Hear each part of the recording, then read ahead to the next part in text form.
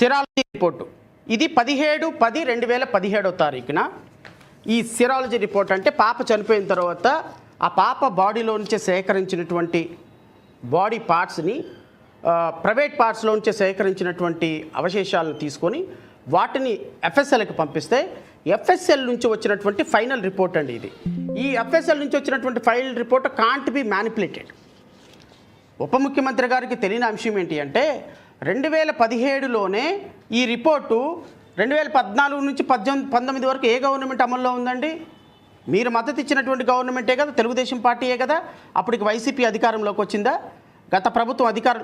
ఒక పార్టీ మీద మీరు రాజకీయపరమైన ఎలిగేషన్లు చేయండి, కానీ ఆధారాలన్నీ ధ్వంసమైపోయినాయి అని ఒక కుక్కను చంపాలి అంటే ఆ కుక్కకి పిచ్చిది అని ఒక ముద్ర వేసి చంపేసే ప్రయత్నం ఒక ఉప ముఖ్యమంత్రి హోదాలో మీరు చేయొచ్చా?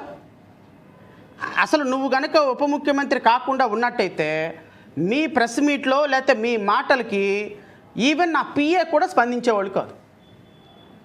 ఈవెన్ మా పార్టీలో జిల్లా స్థాయి అధ్యక్షుడు కూడా స్పందించేవాడు కాదు.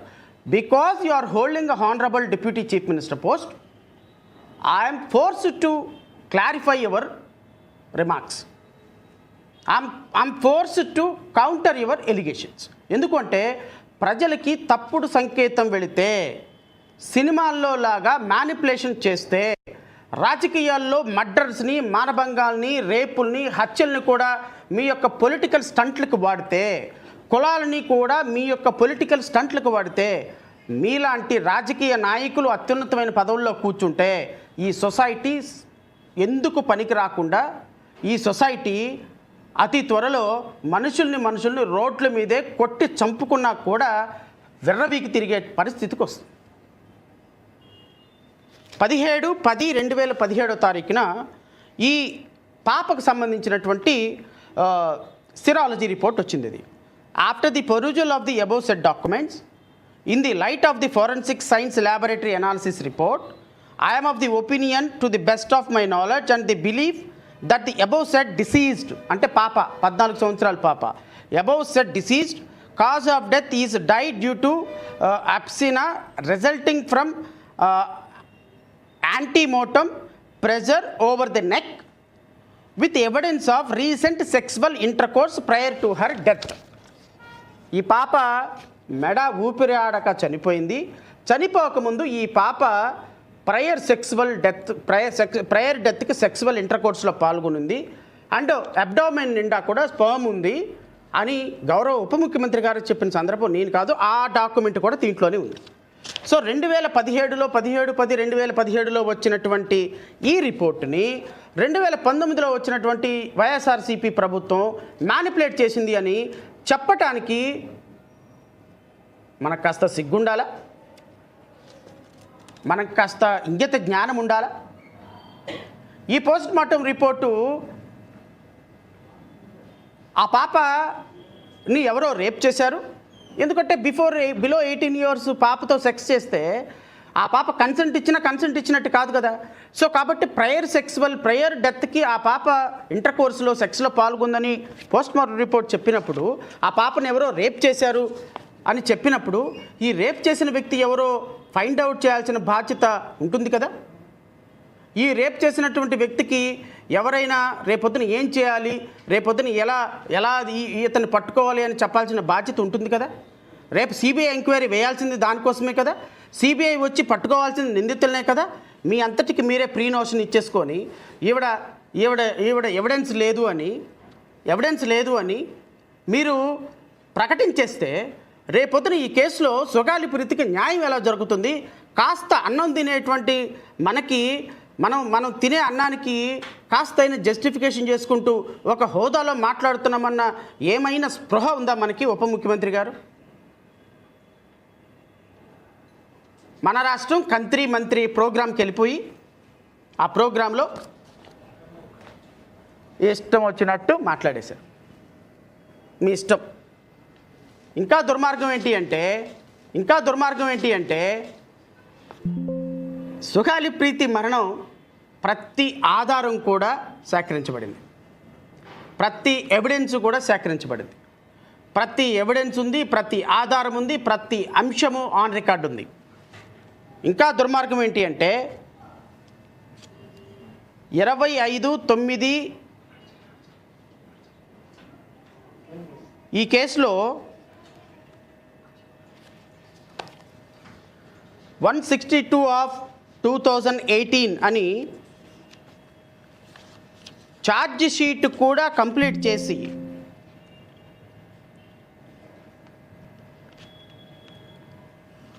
25/5/2018 అంటే తెలుగుదేశం ప్రభుత్వం అధికారంలో ఉండగానే ఉప ముఖ్యమంత్రి గారు కొంచెం ఆలోచించండి, ఇది కూడా నేను చెప్పే డేట్స్ కొంచెం నోట్ చేసుకోండి. 2019లో ఈ ప్రభుత్వం అధికారంలోకి వచ్చింది. 2018 మే నెలలోనే ఈ కేసులో విచారణ పూర్తయి సాక్ష్యాధారాలను సేకరించి 2018 మే నెలలో in the court of the special judge for trial of SC and STs PO act cases 6th additional district కోర్టులో కర్నూలులో పోలీసులు తెలుగుదేశం ప్రభుత్వంలో ఉన్నటువంటి పోలీసులు వేసినటువంటి ఛార్జ్షీట్ ఇది. ఈ ఛార్జ్షీట్లో వాళ్ళు పొందుపరిచినటువంటి వివరాలు ఏంటో కూడా నేను చదివి వినిపిస్తా.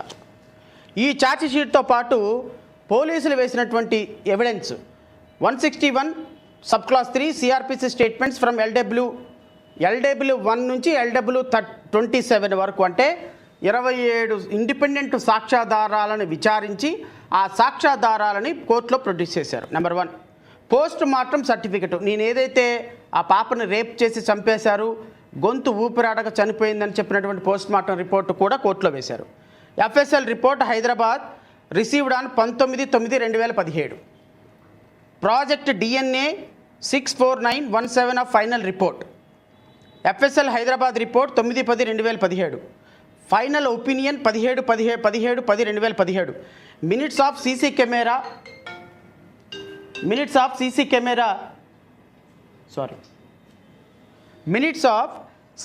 Camera footages. పాప చనిపోయిన మరణానికి సంబంధించినటువంటి సీసీ ఫుటేజెస్ మొత్తం కూడా కోర్టులో వేశారు. Pen drive of video statements of LW1-27 CD part 29 2017. Records received from the magistrate court Kurnool. Observation of scene of offence and seizure panchanama dated 21/8/2017. Scene of observation ఎక్కడుంది? ఎవడెవడు మర్డర్ చేశాడు, ఎవడెవడు రేప్ చేశాడు, ఎవడెవడు DNA ఏంటి, ఎక్కడ DNA ఉంది, బెడ్రూమ్లు ఎలా ఉన్నాయి, చిన్నపిల్లల యొక్క గెస్ట్ హౌస్లు అక్కడెక్కడ ఉన్నాయి, ఇవన్నిటినీ కూడా ఎగ్జామిన్ చేసి పోలీసులు వేసినటువంటి ఫైనల్ ఛార్జ్ రిపోర్ట్లు ఇవన్నీ ఆధారాలు సమర్పించారు. Inquest report dated 20/8/2018. Proceedings of the superintendent of police. Letter to the director FSL Hyderabad with letter of advice and the list of property. FSL Hyderabad dated 19/9/2017.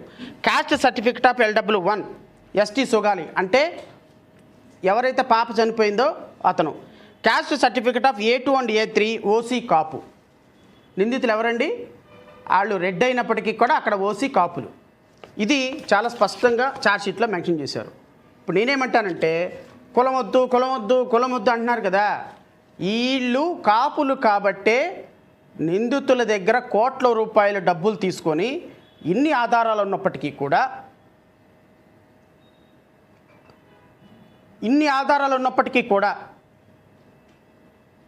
ఈ ఆధారాలన్నీ కోర్టులో చక్కగా భద్రపరిచి ఉన్నాయి. ఒక్కసారి పోలీసులు ఛార్జ్షీట్తో పాటు ఆధారాలన్నీ తీసుకెళ్ళి కోర్టులో వేస్తే ఒక్కసారి ఛార్జ్షీట్ నెంబర్ వచ్చిన తర్వాత court not even single paper కూడా రిటర్న్ ఇవ్వదు. ఈ వేసినటువంటి ప్రతి ఒక్క పాయింట్ ఉందా లేదా అని క్రాస్ చెక్ చేసి కోర్టు తీసుకుంటుంది. సో కోర్టులో ఉన్నటువంటి సాక్ష్యాధారాలు మాయమయ్యే ప్రసక్తే లేదు. కోర్టులో ఉన్నటువంటి ఏమీ కూడా మ్యానిపులేట్ కావు. మరి మీరు ఆధారాలు లేవని ఎలా చెప్తున్నారు? ఆధారాలు లేవు అని నిందితుల్ని వదిలిపెట్టే ప్రయత్నాలు ఎందుకు సాగిస్తున్నారు? ఏమి ఆశించారు మీరు? సుగాలి ప్రీతి కేసు నిందితులు కాపులు కాబట్టి వాళ్ళ దగ్గర నుంచి వాళ్ళకి ఏదైనా అన్యాయం జరిగితే కాపు ఓటింగ్ పోతుందని భయపడుతున్నారా? మరి ఇప్పుడు దాకా కులం ఏంటి మతం ఏంటి క్రిమినల్స్కి అన్నారుగా. కులం ఏంటి మతం ఏంటి క్రిమినల్స్కి, వాళ్ళకి అసలు బతికే అర్హత లేదన్నారుగా. ఈ రోజు నుంచి మా పార్టీ వాళ్ళు గలమెత్తుతారు, జనజీవన సంస్థలో కలిసిపోతారు, మా వాళ్ళు గజ్జల కట్టి బండి వెనక బండి కట్టి అని పాట పాడతారు. ఈ రోజు నుంచి ఏ బండిలో ఉన్నావు కొడుక అని ఎమ్మెల్యేలు ఎంపీలందరూ కూడా రోడ్ల మీదకి వచ్చి పాటలు పాడతారు అన్నారుగా. ఇదేనేంటి 2017లో 2018లో కోర్టులో వేసినటువంటి ఛార్జ్షీట్లో వేసినటువంటి ఆధారాలని వైఎస్ఆర్సీపీ గవర్నమెంట్ 2019లోకి వచ్చిన తర్వాత కోర్టులోకి వెళ్ళిపోయి ఆధారాలని తీసేసుకొని ఆధారాలన్నీ చింపేసేసి కట్టకట్టేసి పైన పడేశారా? అది మేము నమ్మాలా? అది ప్రజలు నమ్మాలా? సుగాలి ప్రీతి వాళ్ళ చనిపోయినటువంటి వాళ్ళ అమ్మకి న్యాయం చేయకపోవడానికి కారణం అదే? అయ్యోయ్యో, నిజంగానే ఎంత పెద్ద అన్యాయం జరిగిపోయింది సార్. మీలాంటి వాళ్ళు ముఖ్యమంత్రి అయితే ఎంత సస్యశ్యామలంగా ఉంటుంది సార్. 2019లో వచ్చినటువంటి గవర్నమెంటు, 2017లో వచ్చినటువంటి గవర్నమెంట్, మీ గవర్నమెంట్లో సేకరించినటువంటి ఆధారాలని, కోర్టులో సమర్పించిన ఆధారాలని వెళ్ళి గోడదూకి వెళ్ళిపోయి స్టోర్ రూమ్లోకి వెళ్ళిపోయి తాళాలు బాలగొట్టి ఆధారాలన్నీ మళ్ళీ డిస్ట్రాయ్ చేసేసి వచ్చేసింది. పాపం మీకే ఆ విషయం తెలియక 2018లో గుండెలు బాదుకొని 2018లో అయ్యో రామచంద్ర, అయ్యో నాయన సుగాలి ప్రీతి దళిత మహిళ, ట్రైబల్ మహిళ, అయ్యో అని గొడవ చేసి పెద్దగా రంకెలేసి మైకులు లేకుండా పెద్ద మాటలు మాట్లాడితే 3 కిలోమీటర్ల దూరం వినపడింది మీ గొంతు అప్పట్లో. ఇప్పుడు వచ్చి రోడ్డు మీద కూర్చొని నలుగురిని పక్కన పెట్టుకొని ఎమ్మెల్యేలు ఎంపీలని మీరు మాట్లాడేయాలనగా వాళ్ళు చప్పట్లు కొట్టడం, మీరు మాట్లాడొద్దు అనగానే చప్పట్లు కొట్టడం, మీరు అరవద్దు అనగానే చప్పట్లు కొట్టడం, మీరు ఈడియట్స్ అంటే చప్పట్లు కొట్టడం, మీరు ఎందుకు పనికిరారు అంటే చప్పట్లు కొట్టడం. ఎందుకు చప్పట్లు కొడుతున్నారో వాళ్ళకి తెలియదు. మన నోట్లో నుంచి ఏది వచ్చినా కూడా చప్పట్లు. ఆ సినిమాలో బ్రహ్మానందం గారికి చిటికల సన్మానం లాగా మీకు కూడా ఆ చిటికల సన్మానం చేస్తున్నారు వాళ్ళు అక్కడ కూర్చొని.